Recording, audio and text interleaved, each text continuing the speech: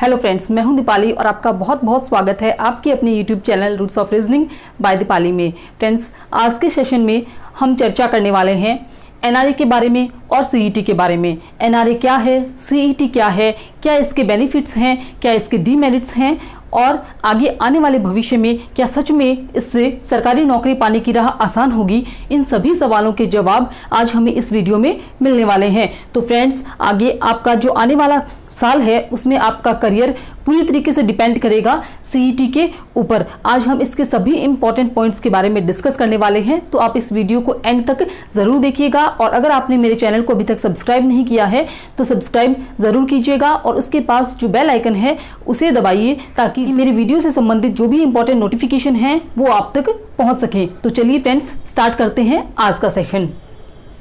Friends, हमारी सरकार ने सरकारी क्षेत्र में नौकरियों के लिए एक एजेंसी का गठन किया है। उसी का नाम है एनआरए या नेशनल रिक्रूटमेंट एजेंसी। फ्रेंड्स, इसे हम इस तरीके से समझ सकते हैं कि आज तक आईबीपीएस जो है वो एक एजेंसी है जो बैंक के एग्जाम कंडक्ट करवाती है, या फिर आरआरबी है जो रेलवे के एग्जाम कंडक्ट करवाती है, और इसी तरीके से एसएससी है, स्टाफ सिलेक्शन कमीशन है, ये सेंट्रल लेवल की जो भी एग्जाम्स हैं वो कंडक्ट करवाती है। लेकिन आज से फ्रेंड्स, इन तीनों को जो है अभी इन फ्यूचर इन तीनों का काम जो है वो खत्म हो गया है, इन्हें फ्री कर दिया गया है और इन तीनों का जो काम है वो एक एजेंसी से होने वाला है, that is national recruitment agency NRA. और एनआरए जो एग्जाम कंडक्ट करवाएगा वो है सीईटी या कॉमन एलिजिबिलिटी टेस्ट। तो फ्रेंड्स, आज तक जो भी एग्जाम्स हैं जैसे कि एसएससी के एग्जाम्स हैं या फिर बैंकिंग एग्जाम्स के लिए आप अप्लाई करते हैं या रेलवे एग्जाम्स के लिए आप अप्लाई करते हैं, तो उन सभी की जगह एक कॉमन एग्जाम होने वाला है और वो है कॉमन एलिजिबिलिटी टेस्ट। फ्रेंड्स, जब भी कोई नया चेंज आता है, कोई नया बदलाव आता है, तो उसके फायदे भी हैं और कुछ नुकसान भी हैं, लेकिन हमें उसमें एडेप्ट होने में थोड़ा सा टाइम लगता है और उसके बाद में जो है वो चीज़ें खुद ब खुद क्या होती हैं, स्मूथली आगे चलती जाती हैं। कुछ इसी तरह का जो चीज़ है वो सीईटी के साथ भी है। एक नया चेंज है, एक नया बदलाव है, लेकिन इन फ्यूचर ये स्टूडेंट्स के लिए बहुत ही बेनिफिशियल होने वाला है। तो इसका हमें पॉजिटिव साइड ही देखना है और हमें पूरी होप रखनी है कि इन फ्यूचर हमारे लिए ये बहुत सही होगा और हमें निश्चित ही भविष्य में जॉब मिलेगी।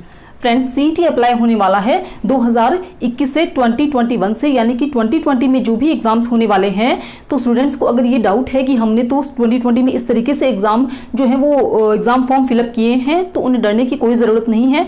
2020 तक जो भी एग्जाम्स का पैटर्न है वो सेम रहने वाला है। आपने जो भी एग्जाम्स के लिए अप्लाई किया है वो एग्जाम्स एज इट इज़ ही होने वाले हैं, लेकिन 2021 से जो है वो इन सभी एग्जाम्स की जगह आपको एक कॉमन एग्जाम देना है, कॉमन एलिजिबिलिटी टेस्ट। सीईटी के बारे में सबसे अच्छी जो चीज़ है, सबसे इसका पॉजिटिव साइड जो है वो ये है कि एक ही पोर्टल पे आपको अप्लाई करना है और सिर्फ एक ही बार आपको फीस देनी है। फ्रेंड्स, सबकी इकोनॉमिक कंडीशन एक जैसी नहीं होती है। अगर कोई स्टूडेंट है जो एक बैंकिंग एग्जाम्स के लिए प्रिपेयर कर रहा है, तो आप ये देखिए कि वो आईबीपीएस क्लरिकल का भी फॉर्म फिलअप करेगा, वो आईबीपीएस पीओ के लिए भी फॉर्म फिलअप करेगा, वो एसबीआई क्लरिकल के लिए फॉर्म फिलअप करेगा, एसबीआई पीओ के लिए फॉर्म फिलअप करेगा। इसके अलावा वो आरआरबी बैंक्स जो हैं उनके लिए भी, ग्रामीण जो बैंक हैं उनके लिए भी वो एग्ज़ाम फॉर्म जो है वो अप्लाई करेगा। तो आप ये देखिए कि कितनी जो उसका एक फीस है, इन एग्ज़ाम्स की फ़ीस है, बैंकिंग के जो फॉर्म है उनकी फ़ीस वैसे भी थोड़ी हाई होती है। तो आप ये देखिए कि उसे इकोनॉमिक अगर तरीके से देखें तो ये चीज़ उसके लिए उसकी जेब पे बहुत भारी पड़ती है। इन्हीं पैसों का यूज़ जो है वो अपनी तैयारी के लिए, अपनी बुक्स के लिए, अपनी प्रिपरेशन में भी ले सकता है।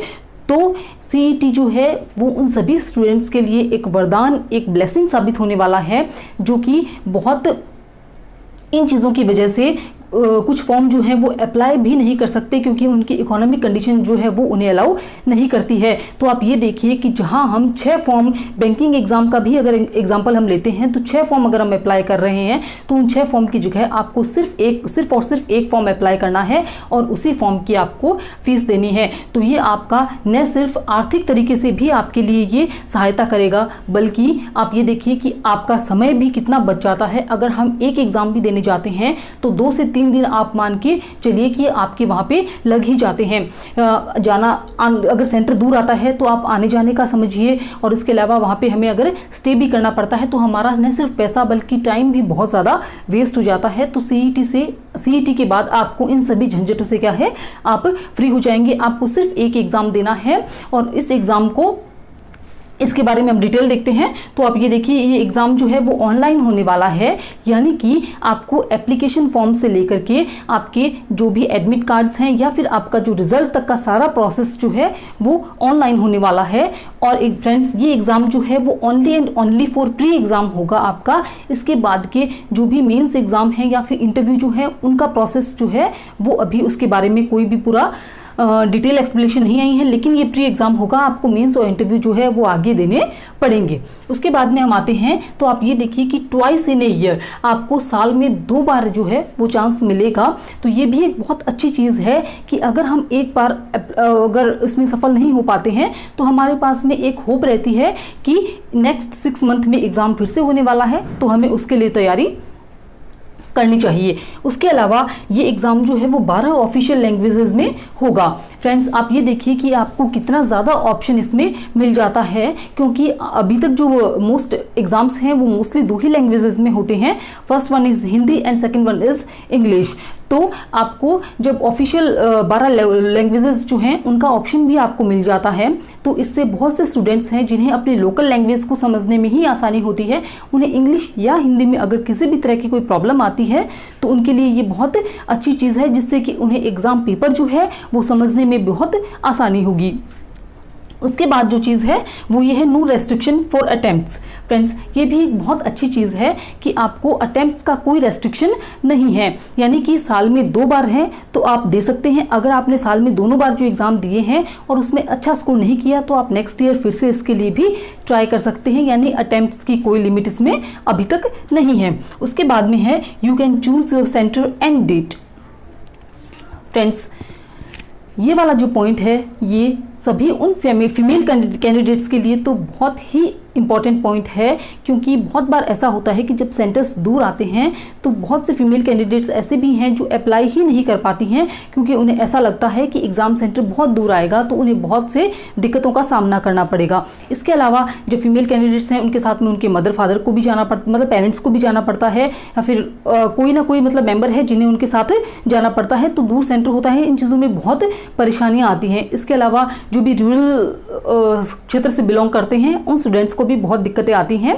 तो जो सीईटी है इसका मेन पर्पस ही ये है फ्रेंड्स कि एक तो ट्रांसपेरेंसी रहनी चाहिए एग्जाम्स में। इसके अलावा जो प्रोसेस है उसे बहुत ईज कर दिया गया है, बहुत ईजी प्रोसेस कर दिया गया है। जितना हो सके स्टूडेंट्स जो हैं इसमें इन्होंने जो ये सीईटी है फ्रेंड्स जो है ये स्टूडेंट सेंटर्ड मैं इसको मानती हूँ, क्योंकि इसमें स्टूडेंट्स की बहुत सारी जो प्रॉब्लम्स हैं उनका ध्यान रखा गया है। जो भी प्रॉब्लम्स उन्हें एग्ज़ाम टाइम में इन से रिलेटेड फेस करनी पड़ती है उन सभी का इसमें पूरा ध्यान रखा गया है और उन्हें जहाँ तक संभव हो दूर करने की कोशिश भी की गई है। तो ये देखिए कि आप अपना जो सेंटर है, एग्ज़ाम सेंटर है, डिस्ट्रिक्ट लेवल पे भी आपको यहाँ पे एग्ज़ाम सेंटर जो है वो अवेलेबल होगा, तो आप वहाँ से उन्हें चूज़ कर सकते हैं, जिससे कि आप एक ही दिन में आप एग्ज़ाम के लिए आपका आना जाना जो भी है वहाँ पे आप एग्ज़ाम देके वापस जो एक दिन में अपने घर वापस आ सकते हैं। इसके अलावा अगर कोई ऐसी सिचुएशन है कि आपका हेल्थ अलाउ नहीं कर रही है या फिर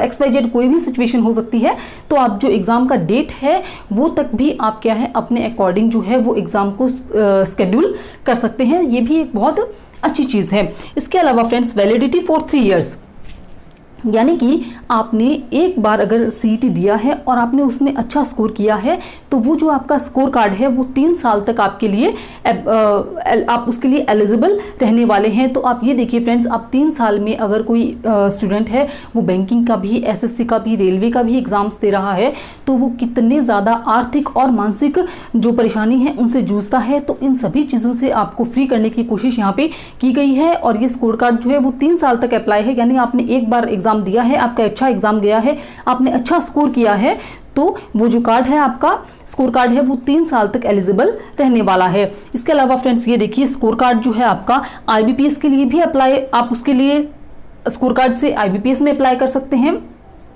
आरआरबी रेलवे में अप्लाई कर सकते हैं, एसएससी के जो सेक्टर्स हैं उसमें अप्लाई कर सकते हैं। इसके अलावा फ्रेंड्स इन फ्यूचर जो है अगर प्राइवेट सेक्टर्स भी चाहें तो वो भी अपना जो क्राइटेरिया है वो इसके बेसिस पे रख सकते हैं कि स्कोर कार्ड जो है वो ये रख सकते हैं कि स्कोर कार्ड है, आप अगर आपके पास में आपने अच्छा स्कोर किया है तो वो उन कैंडिडेट्स को भी अप्रोच कर सकते हैं। तो आप ये देखिए फ्रेंड्स कि एक सीईटी अगर आप देते हैं तो उसके बेसिस पे आप कितनी जगह जो है वो अप्लाई कर सकते हैं, कितना अपने टाइम को, अपनी एनर्जी को और अपने पैसे को बचा सकते हैं। तो फ्रेंड्स सबका अलग अलग पॉइंट ऑफ व्यू होता है, लेकिन अगर मैं मेरे पॉइंट ऑफ व्यू की बात करती हूँ तो इस चीज़ को बहुत पहले हो जाना चाहिए था। स्टूडेंट्स के लिए बहुत बेनिफिशियरी है और इन फ्यूचर जो है इससे आपको चॉइसेस भी मिलती हैं, आपको मल्टीपल चॉइसेस मिलती हैं और आपकी जो भी जॉब्स के क्राइटेरिया हैं वो भी बढ़ते हैं। तो फ्रेंड्स आज के सेशन में एनआरए और सीईटी से संबंधित जो भी इंपॉर्टेंट जानकारी थी बिल्कुल टू द पॉइंट हमने बात की है। अगर आपको वीडियो पसंद आया है